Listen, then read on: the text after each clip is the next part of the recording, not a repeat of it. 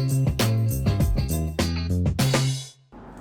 viewers and subscribers, this is what I'm doing today. I'm shooting on location, product shoot for air filter engineering. This is what they make, air filters, high-tech stuff, really glossy powder coated air filters like this. And you would think that this is one of the toughest things to shoot in photography. True, but not the toughest. This is what I'm going to teach you to shoot, a photo that looks like this. Okay, but before we go into shooting all these glossy products like this, I want to start in this tutorial the more basic stuff, how to shoot black products and still get the texture looking like so. So what I'm doing here is simple. I'm going to walk through the lights with you. This is the lighting diagram. These two lights is aimed to the white wall here. And I don't bring a backdrop for a shoot like this because we will not have enough space and it's just time consuming. So these two flashes is firing to the wall. What power to use? This is about 1 meter away. So I'm using a power of 1/4. And then I gradually go up to 1/2 or 1/1. Why don't I go up to a higher power? Yes, I can do that, but it's going to consume my battery like crazy because I have to shoot about 30 to 40 different products today.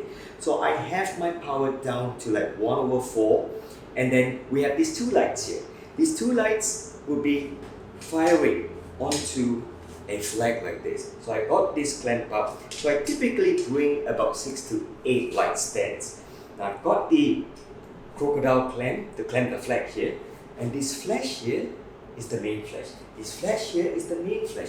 What I'm trying to get here is a specular highlight, like what you see on products like this, commercial shoots like this beautiful specular highlight.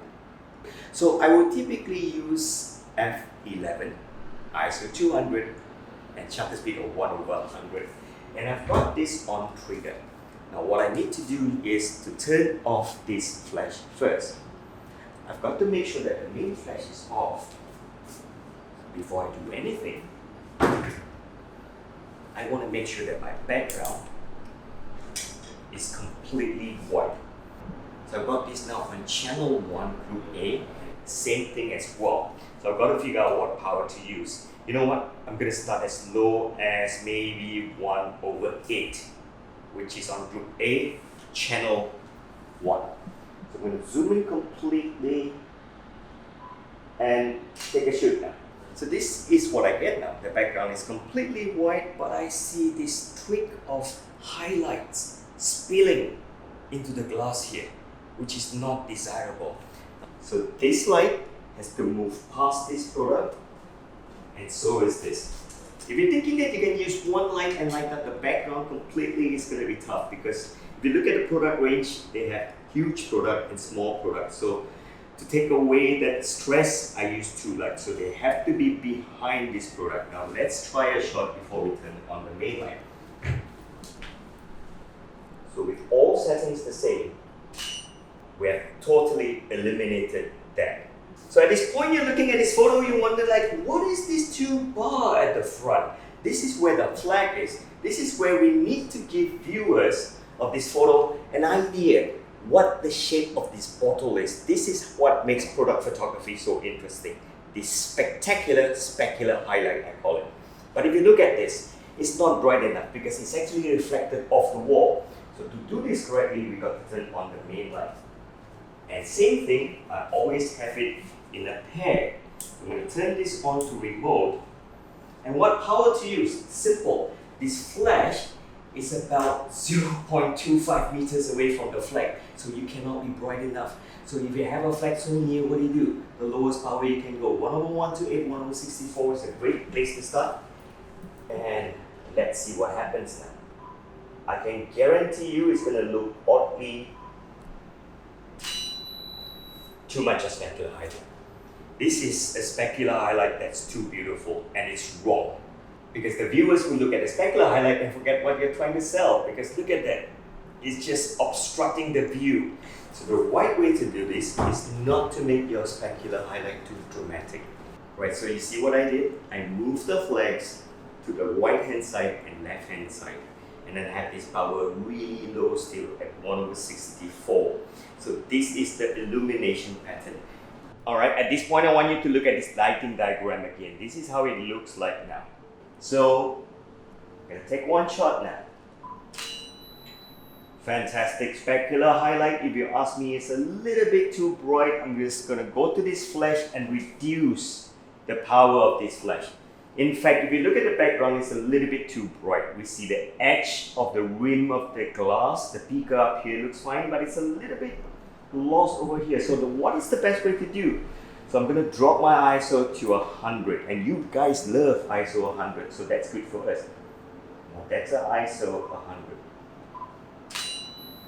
The moment I do this, the specular highlight is tamed. There are times you want spectacular specular highlight. There are times you don't want your specular highlight to yell. In fact, the specular highlight on this side is still a little bit too high. So how do you do this? I'm going to teach you a trick. Just bring up the flash, elevate the height of the flash and tilt it down. Because the brightest part of the flash, the illumination pattern is always the brightest. And let's see what happens now. Soft. You got this? Bring the height of the light higher. Everything is good. So you like this shot. I showed this to the client. She liked that shot. But technically we are wrong because you don't see the texture. I don't know whether they are powder. I don't know whether they're granulated. I need to see the texture. But the problem is that if you shine light into black, light digitally is white color. So when you add white to black, you end up with gray, which is not the original color of the activated carbon. I'm going to teach you a trick now. Take another flash, turn this to the lowest power. In this case, I'm going to turn on my S1 mode. So I have this zoom at 24 and the power of 1/64. And this, viewers and subscribers, the trick that you're going to learn is to put the flash here at the bottom of the beaker. Now, let me show you what happens when you do this correctly. We're going to graze the surface of the activated carbon, bringing out the texture. And voila, that's what you get. It is so well highlighted that it looks like a 3D render.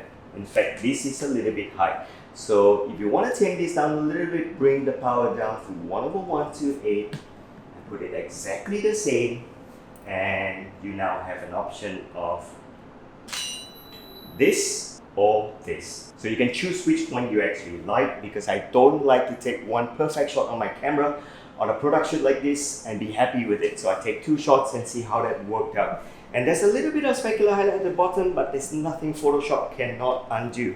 So if there's anything I want to teach you is that you need to balance when to shoot and when to do it in post. So there you have it. This is how you shoot black and bring out texture. And the total number of flashes that we're using, 5. So if you think that you can do a product shoot with just 1 flash, you need to rethink the number of flashes that you have. I'll see you in the next tutorial. Oh, if you like what you learned today, I hope that you go onto my e-learning website here and check out 2 of my most popular courses there are on photography, which is premium courses, or even better, get the all access account. That way you get access to all my courses. So hurry, support me so that I can continue teaching like this in YouTube for free.